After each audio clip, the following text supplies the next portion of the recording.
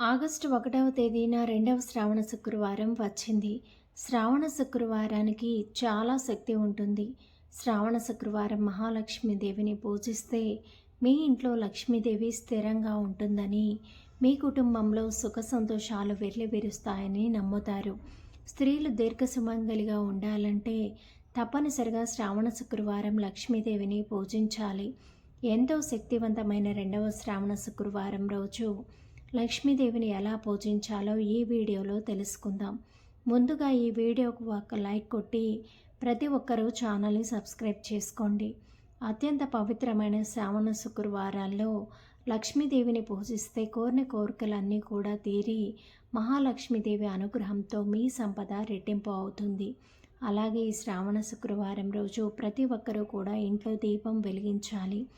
ఆడవారు తెల్లవారుజామునే నిద్రలేచి ఇల్లంతా కూడా శుభ్రం చేసుకొని ఇంటి గడపలకు పసుపు రాసి ఇంటి ముందు ముగ్గులు వేసుకోవాలి. గుమ్మానికి మామిడి తోరణాలు కట్టుకొని, అలాగే మీకు కలకలలాడుతున్న గుమ్మాన్ని చూసి లక్ష్మీదేవి ఇంట్లోకి అడుగు పెడుతుంది. శుక్రవారం రోజు ఏ ఇంటి గడపలకు అయితే పసుపు రాసి ఉంటుందో అలాంటి స్త్రీలకు దీర్ఘ సుమంగళి యోగం సిద్ధిస్తుంది. పెళ్లి కాని అమ్మాయిలు గడపలకు పసుపు రాస్తే మంచి మనసున్న అబ్బాయి భర్తగా వస్తాడు.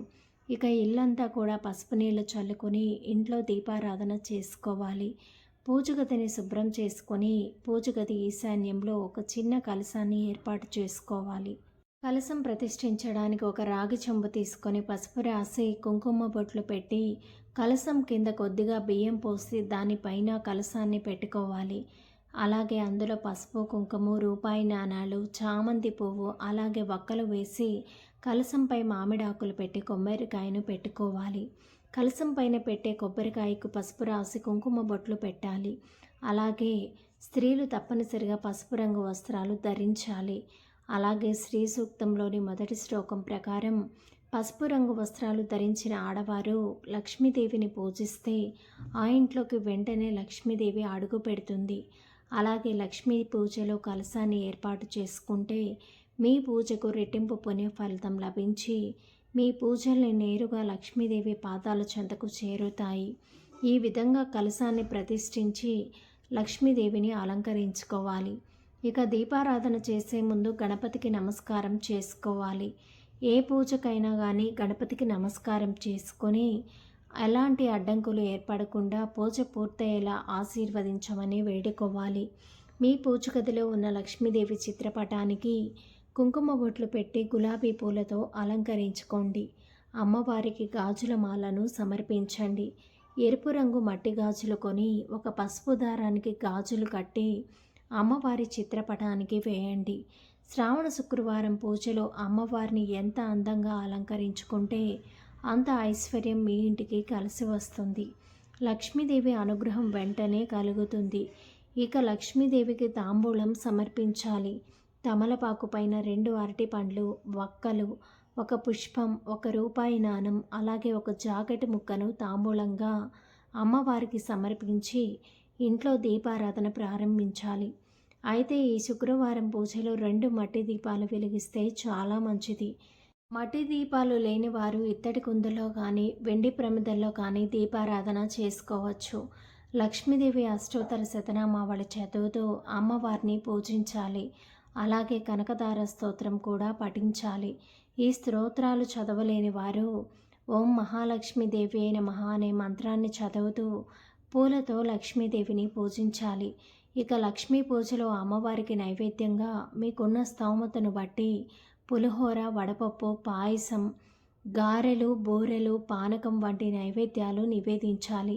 ఇక చివరగా కర్పూరం వెలిగించి అమ్మవారికి మంగళహారతి సమర్పించి లక్ష్మీదేవికి నమస్కరించాలి. తెలిసి తెలియక చేసిన తప్పులు క్షమించమని అమ్మవారిని వేడుకోవాలి. మీకున్న కష్టాలను అలాగే మీ మనసులోని కోరికలను లక్ష్మీదేవికి చెప్పుకుంటూ నమస్కారం చేసుకోండి. చివరిగా 5 ప్రదక్షిణలు చేసి తలపైన అక్షింతలు వేసుకొని మీ పూజను ముగించండి. శ్రావణ శుక్రవారం పూజలో ముత్తైదువులను ఇంటికి పిలిచి తాంబూలం సమర్పిస్తే చాలా మంచిది. కాబట్టి ఈ శ్రావణ శుక్రవారం రోజు మీకు వీలు కుదిరితే ముత్తైదువులను మీ ఇంటికి పిలిచి కుంకుమ బొట్లు పెట్టి కాళ్లకు పసుపు రాసి తాంబూలం సమర్పించి ఆశీర్వాదాన్ని తీసుకోవాలి. ఈ శ్రావణ శుక్రవారాలు మీ ఇంటికి ముత్తైదువులను పిలిస్తే స్వయంగా మీ ఇంట్లోకి లక్ష్మీదేవి అడుగుపెట్టినట్లే అవుతుంది. సాధారణ రోజుల్లో తులసి మొక్కను పూజిస్తేనే ఎంతో గొప్ప పుణ్య ఫలితం లభిస్తుంది. అయితే ఈ శ్రావణ శుక్రవారంలో తులసి మొక్కను పూజిస్తే కోటి జన్మల పుణ్య ఫలితం లభించి ఈ సంవత్సరం అంతా కూడా లక్ష్మీదేవి ఆశీస్సులతో మీకు మీ కుటుంబానికి చాలా మంచి జరుగుతుంది. కాబట్టి ఈ శ్రావణ శుక్రవారం తప్పనిసరిగా తులసి కోటలో ఒక నెయ్యి దీపం వెలిగించి తులసి మాతకు పసుపు కుంకుమలు సమర్పించి 2 అగరబత్తులు కూడా వెలిగించి తులసి కోటకు 5 ప్రదక్షిణలు చేయండి. లక్ష్మీదేవి ఆశీర్వాదంతో పాటుగా విష్ణుమూర్తి ఆశీర్వాదం కూడా సంపూర్ణంగా లభిస్తుంది. సాయంత్రం సూర్యుడు అస్తమించిన తర్వాత ఆడవారు మరలా తలస్నానం చేసి పూజగదిలో ఒక దీపం వెలిగించి తులసి కోటకు కూడా పూజించి ఇంటి గుమ్మం ముందు 2 దీపాలు వెలిగించండి. ప్రతి శ్రావణ శుక్రవారం సాయంత్రం సమయంలో ఇంటి గుమ్మం ముందు 2 దీపాలు వెలిగిస్తే ఆ దీపపు కాంతుల వల్ల మీ ఇంట్లోకి లక్ష్మీదేవి అడుగు పెడుతుంది. మీ ఇంట్లో లక్ష్మీదేవి ఎల్లప్పుడూ కూడా స్థిర నివాసం ఉంటుంది. ఇక మనలో చాలామంది ఆర్థిక సమస్యలతో ఇబ్బంది పడుతూ ఉంటారు. అలాంటి వారికి శ్రావణ శుక్రవారం ఒక గొప్ప అవకాశం. శ్రావణ శుక్రవారం రోజు ఐశ్వర్య దీపం వెలిగిస్తే ఆర్థిక సమస్యలన్నీ కూడా వెంటనే తొలగిపోయి తిన్నా తరగని ఐశ్వర్యం మీ ఇంటికి సిద్ధిస్తుంది. అలాగే కనకదార స్తోత్రాన్ని చదివిన ఆర్థిక సమస్యలన్నీ తీరిపోతాయి. విపరీతమైన లక్ష్మీ కటాక్షాన్ని కోరుకునేవారు ఈ శ్రావణ మాసంలో తామర విత్తనాలను తెచ్చుకొని ఆ తామర విత్తనాలను పూజించి మీ బీరువాలో పెట్టుకోండి.